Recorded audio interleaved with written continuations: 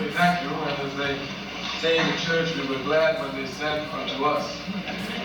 We're certainly glad to be here this evening. We are glad for many reasons.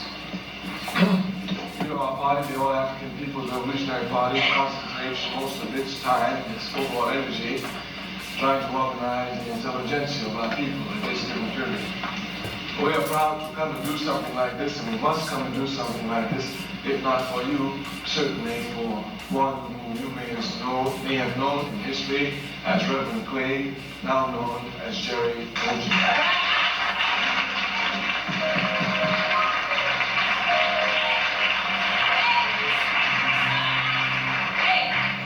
We are always impressed, as Secretary reminds us, with those who struggle for the people, understanding that the race to struggle for the people is not a quick sprint.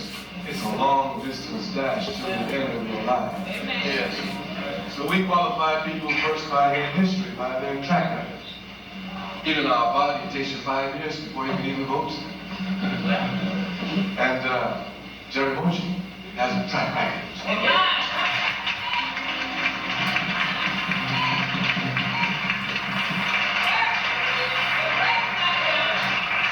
Track record that is consistent and constant on behalf of his people.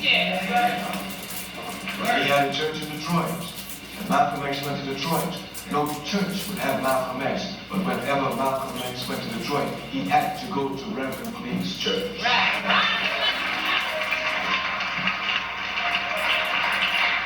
As a young organizer for the Student Nonviolent Coordinating Committee, every time I left the South going to Detroit on any mission, whatever task, no matter what it was for, I had to go to the church because he would make sure we came, explain to the people what was going on in the struggle, raise their level of consciousness, see what aid was necessary, either political, moral, or material, and he was always willing to give all at all times.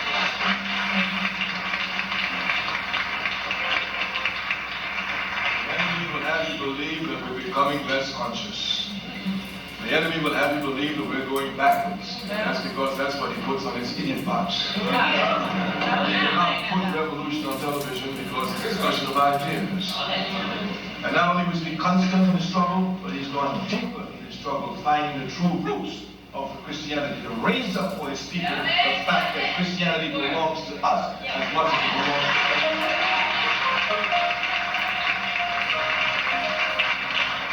Not only has he been consistent, but he's been consistently going deeper into his community, challenging every aspect of lies of European imperialism heaped upon us, and coming in the area where they even more than any other area, in the area of religion, to wage a struggle with Satan and giving him no force.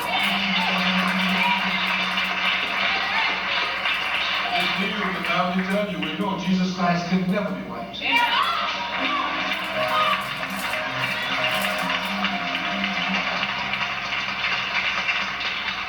could be any color, but he couldn't be that color.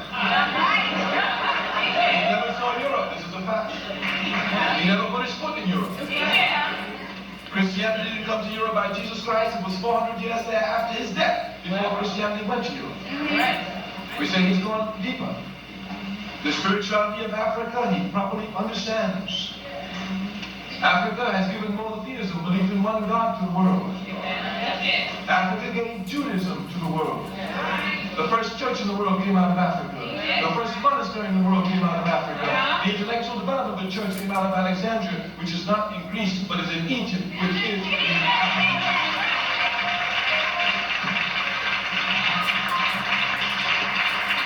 Africa stabilized Christianity for the world. At a time of danger, Africa saved Islam for the world. Europe has produced no universal religions.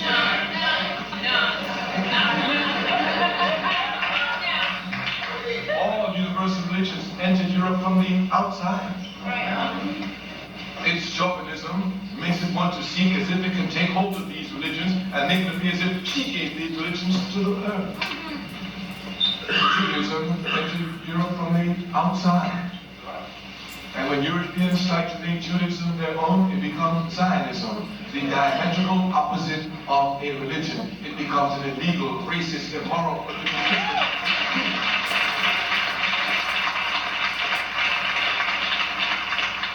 Christianity entered Europe from the outside. And when Europe tries to make Christianity its own, it will hunt slaves with it.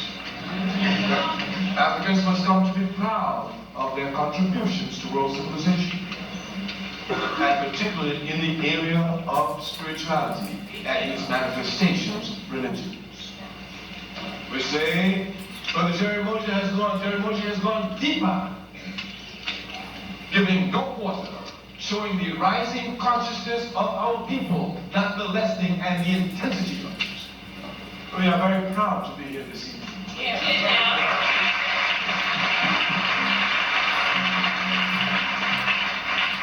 We do not get our inspiration for struggle from the television, we get it from strugglers. It is they alone who can inspire us. And any African anywhere in the world who's uninspired at any time, all they have to do is look at the tracks of Reverend Clee to Jerry Moja and they will be inspired.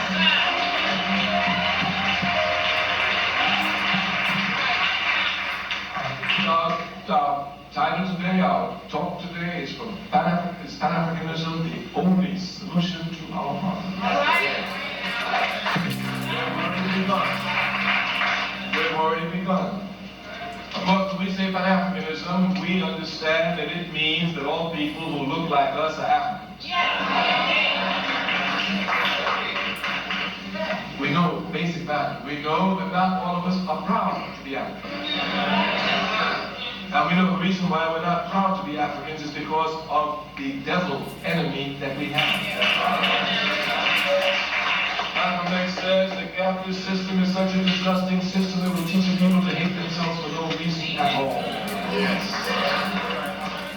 Africans are taught to hate Africa for no reason at all.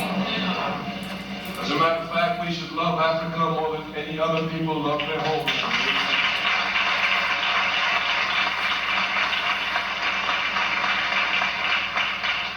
When we say Pan-Africanism, there's a basic understanding here that Africans who find themselves outside of Africa were pulled out of Africa against their will, that their labor was used to build other countries, and that they must be conscious of the responsibility that their only nation is Africa. But for Pan-Africanists, there's no such thing as African American.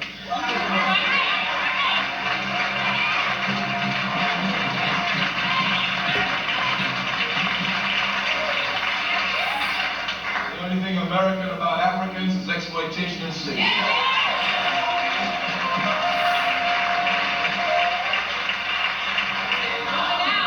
The only thing American about Africans is disenfranchisement and racism. The only thing American about Africans is being used as cannon fodder in the previous war. We are Africans. We understand that our nation is Africa. We understand that we were stolen from Africa. And we understand that we are stolen property in Africa. And so in no way do we who are stolen try to become part of the kidnapping nation.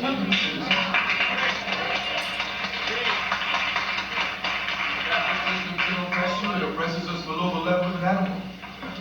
Do you know if you steal a dog from the house and beat him or abuse him, as soon as the door is open, he's gone? Might bite your hand before you go. We're the only people that can take this beat us, oppress us. Let me go find somebody who loves us as much as they do. Even a dog can try and swim back. We have a struggle on our hands. Yes. Pan-Africanism is the only answer to the struggle. Africa is the richest continent on the face of the earth. Properly organized, she will be the most powerful. Able to protect her children and yes. Pan-Africanism is the only solution for Africans born in Atlanta, Georgia. Some will try to confuse you and make it appear from something inside of us so strong. So strong. The first Pan-African Conference was held in 1900, before the first Russian Revolution of 1905. These points must be properly understood. From the first Pan-African Conference in 1900, and you must understand that this Pan-African Conference was a very timid conference. It was the first time we were coming together to fight the enemy. So we were not strong, but the battle lines were drawn. Yes. Battle lines were drawn. And no matter how weak we were, we made it clear that Africa is going to be unified and take a proper place in the universe. Yes. Africa has suffered like no other continent. Every country in Western Europe that is wealthy today has gotten its wealth from the rich.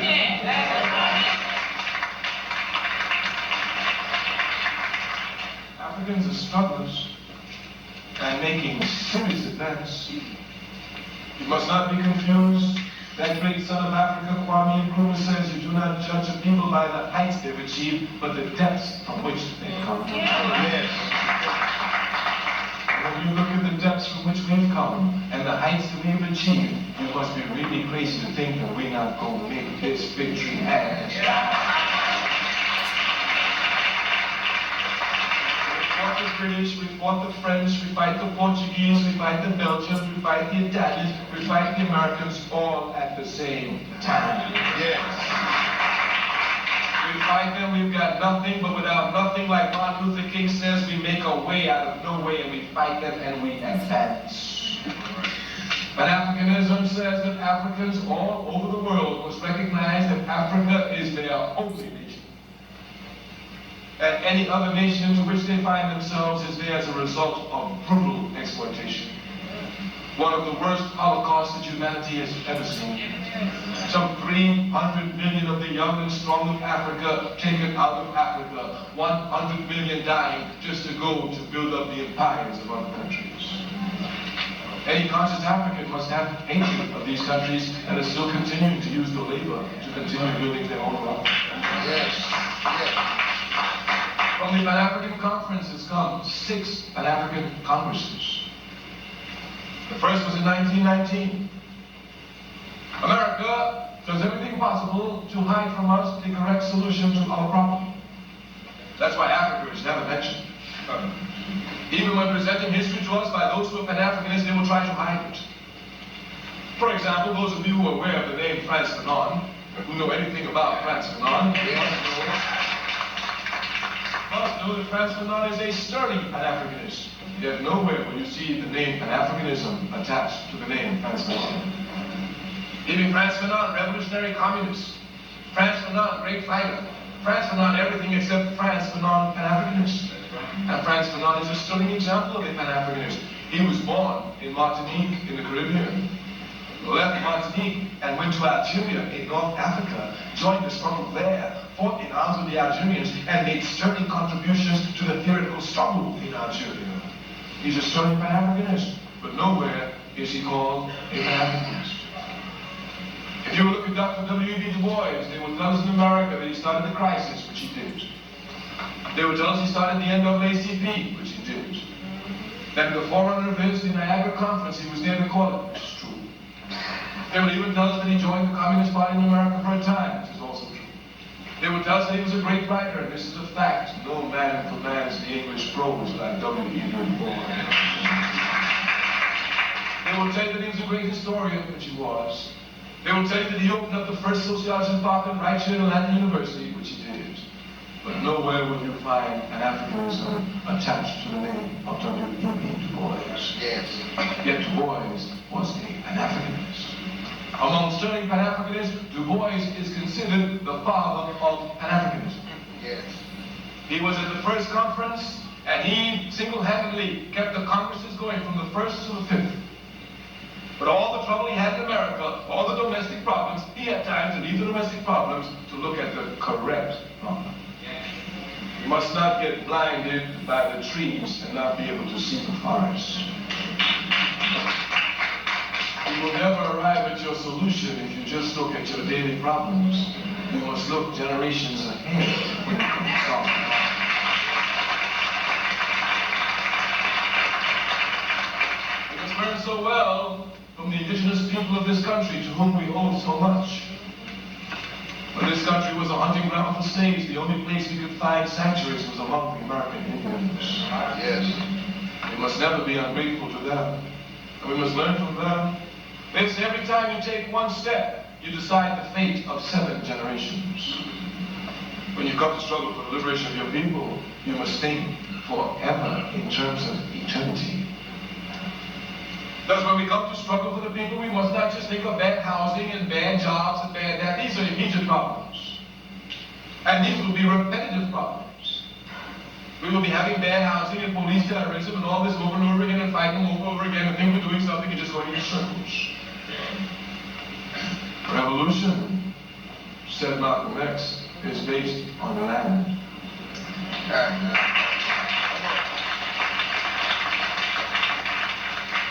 Independence, said Malcolm X, is based on land. But if we don't seek revolution, if we just seek independence, we've got to get some land. And our only just land is Africa. And when you're fighting a war, it's the justice of the cause that will make you win the war. That's why America is going to lose the war in Iraq.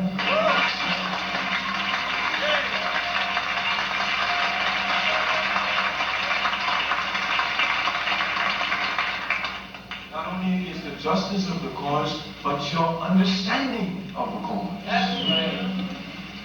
Thus, when we speak of Pan-Africanism, we're not just speaking about feeling, we're speaking about an understanding.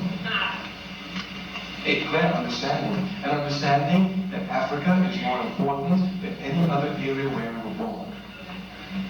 I was born in Trinidad. Young Marcus Garvey was born in Jamaica. George Bradshaw was born in Guyana. Tom Felix was born in Mississippi. Certainly, if we think that Trinidad, Jamaica, and Mississippi is the most important place, we will be divesting all our energies in making Trinidad better, making Jamaica better, making Guyana better, making Mississippi better, and in fact, diversifying our energies. Yes. But if in fact we understand that all of our energies must be geared towards Africa, me in Trinidad can be working for Africa, you in Jamaica can be working for Trinidad, but Africa, you in Mississippi can be working for Africa, all of us can be working for Africa, and since Africa is our home and the richest continent, the quicker she gets herself together, the quicker we will get out.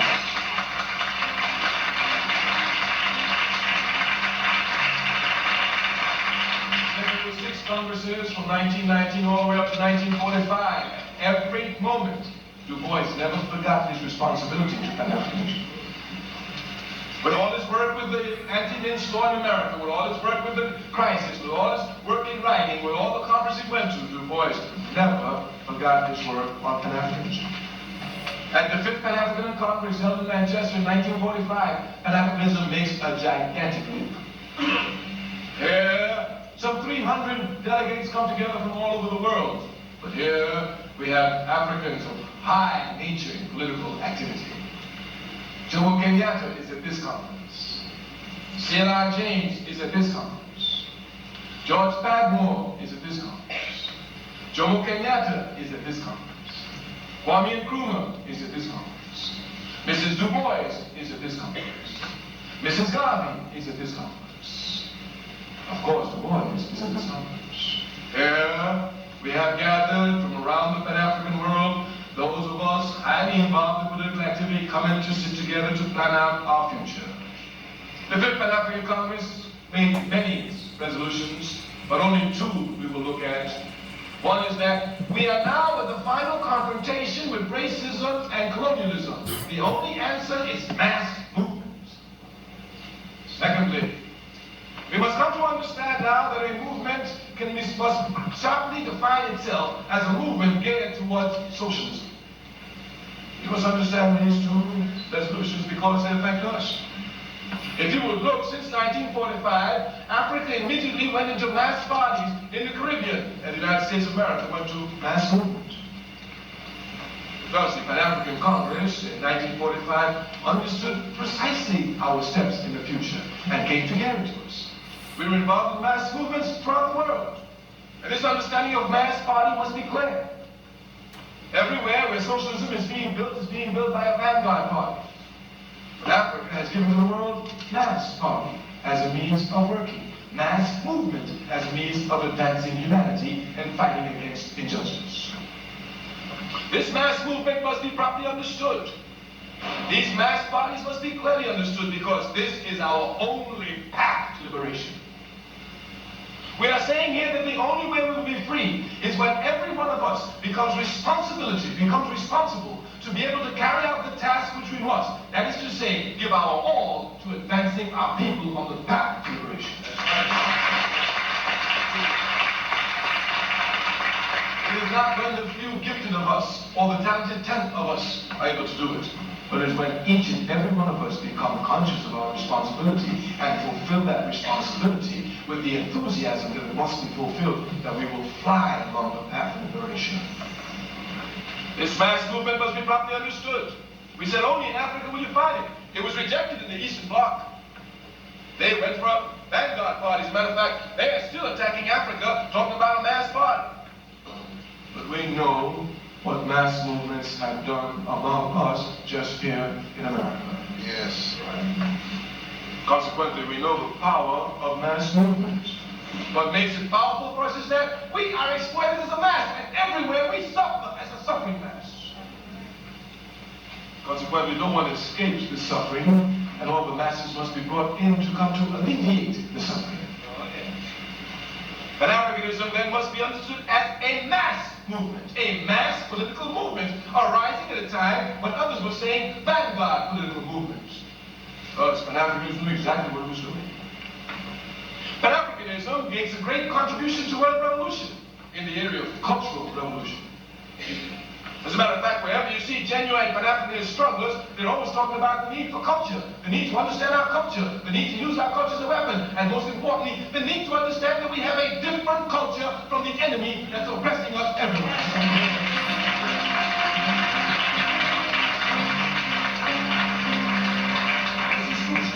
This is crucial.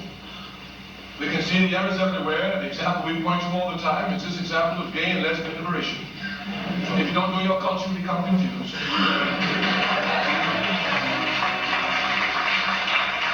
problem with gay and lesbian liberation is a problem of intolerance of homosexuality. European culture has a history of brutal intolerance against homosexuality. It has a history of it. Africa has no history of this at all. The African community has no history of intolerance to homosexuals at all. We don't go bashing in anybody's brains in our community because they're homosexuals. We even have respect for them. Even Malcolm X had respect for James Baldwin. Yes. So the problem of gay liberation is not a problem for us. They can learn something from us, becoming more tolerant.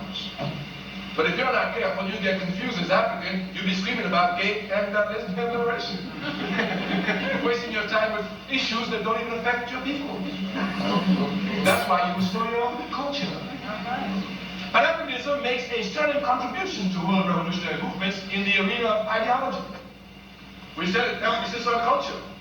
So strong is this emphasis on culture that both Amilcar Cabral and Sekou Ture can make the statement that liberation, in fact, is an act of culture, the first act of culture. Thus, the African masses understanding their culture is crucial. And they come everywhere to understand this culture because their ideology, they know, must come from their culture. Everywhere, the world tries to make it appear as if Africa is inferior in every area. And nowhere else except in the area of thinking for ourselves. And so much is so that even when we come to fight our liberation, are we going to do it by ourselves? Well, you can't do it by ourselves. How can we do it? Smashing and trampling underfoot the very principle of self-determination. If you don't fight for yourself, somebody else fights for you. You ain't free.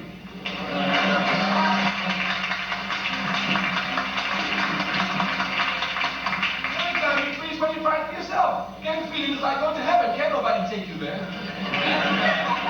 You're the one who's got to live an honest life. You're the one who's got to not cheat. You're the one who's got to not steal. You're the one who's got to be honest.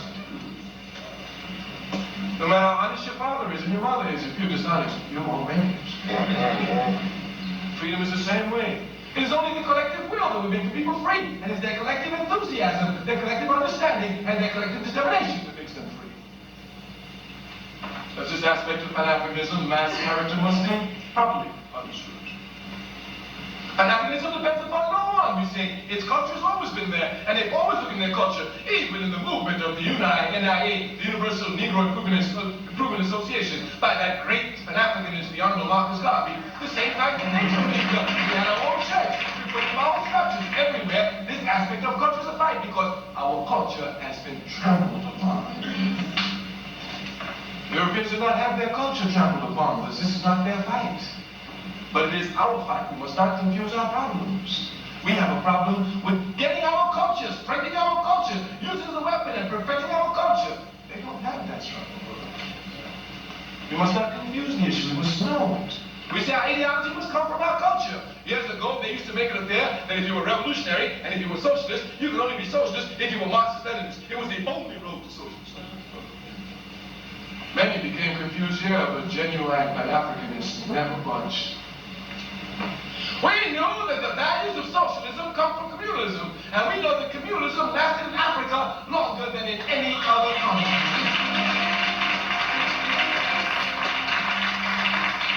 If it says if you want the values of socialism, you must go to communalism. And communalism rested in Africa longer than in any other continent.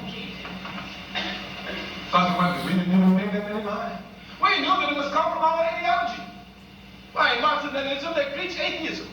They said that you must deny God. Can you imagine me going into Mississippi in 1960, organizing a church, and telling people they have to deny God before we fight? They know nothing about culture. Why, the people tell you in the beginning, son, if God is not up front in this movement, it ain't going nowhere. That's the people talking. So even if we were to take this ideology and bring it out, it will cause confusion. We must get an ideology that comes from our culture. And we are a spiritual people. We are people full of religious feelings everywhere in life. That's in our ideology. We cannot deny religion. On the contrary, looking at our culture, we must use religion to push the people forward. We tell them, whether you're a Muslim, be like Malcolm X. Whether you're a Christian, be like Martin Luther King. But if you're religious, you've got to fight for the people. If you don't fight for the people, you're not religious. Like if you're not fighting for the people, you're not religious. Jesus Christ, peace be upon his name, violating the Sabbath day to get a dumb animal out of a well. I see Christians in Harlem jumping over junkies to go to church on Sunday mornings.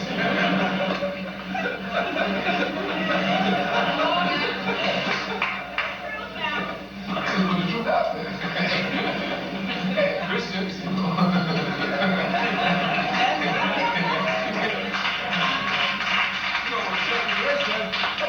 With the mouth, everybody's equal. Everybody can say the same thing. It is only actions that divide those who live it from those who say it.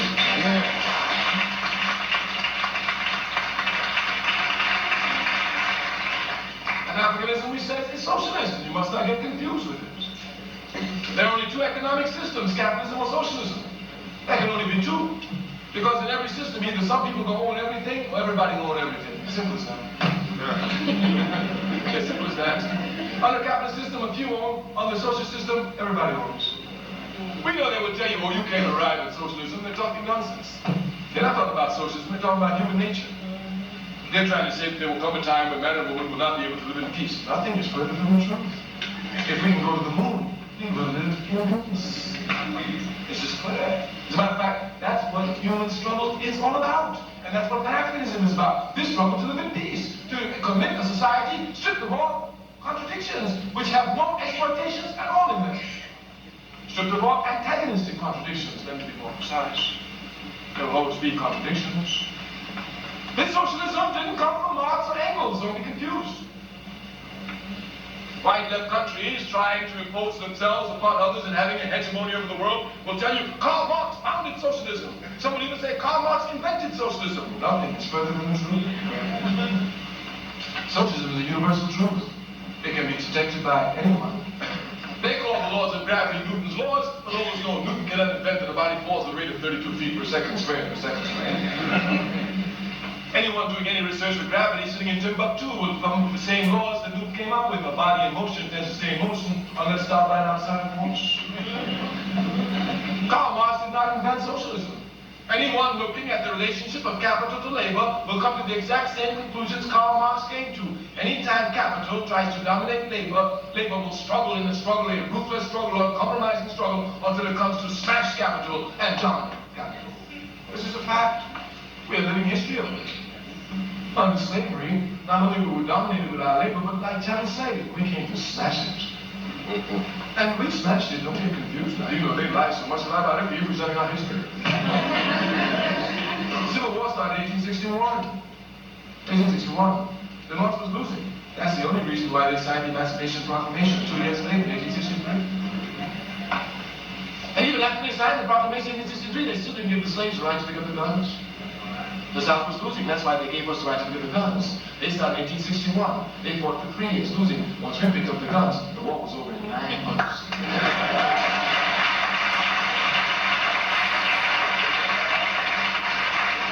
These are facts, and you must know your history. And your enemy lies all the time.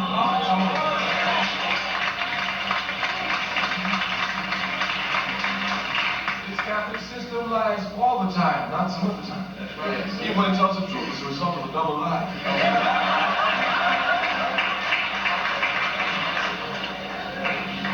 Karl Marx's great contribution to humanity is in the area of dialectical materials, historical materialism. But socialism, we ourselves can see it. Some people, America in particular, has been talking about, oh, you know, socialism has fallen, it's collapsed. You know, it's a stability. Nobody judges a system by its adherents. Nobody judges a religion by its believers. Who in this room judges Christianity by Christians?